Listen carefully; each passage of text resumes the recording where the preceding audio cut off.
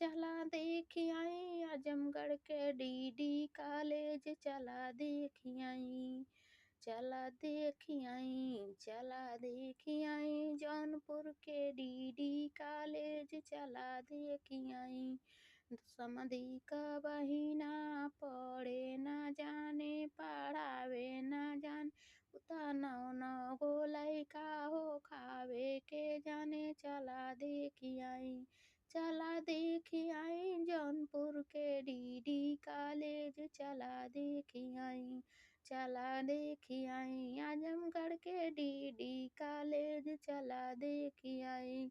दुल्हे का बहिना पढ़े ना जाने पढ़ावे ना जाने उता नौ नौ को लइका पटावे के जाने चला देखी आई। चला देखी आई जौनपुर के डीडी कॉलेज चला देखी आई। चला देखी आई अगुआ का बहिना पढ़े ना जाने पढ़ावे ना जाने उत दस दस का पटावे के जाने चला देखी आई। चला देखी आई जौनपुर के डीडी कॉलेज चला देखी आई।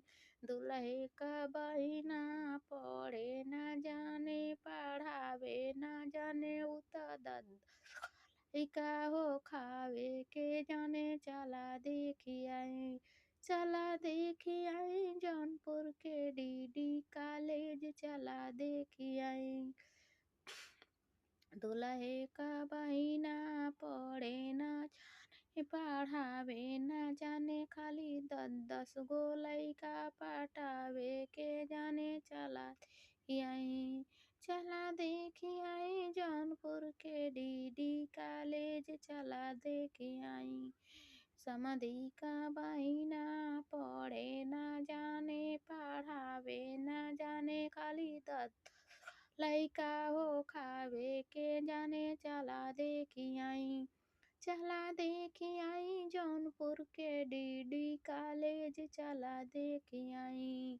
चला देखी आई चला देखी आई जौनपुर के डीडी कॉलेज चला देखी आई।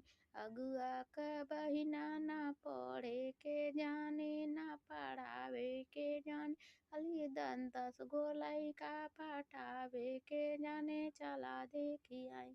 चला देखी आई जौनपुर के डीडी कॉलेज चला देखी आई। चला देखी आई।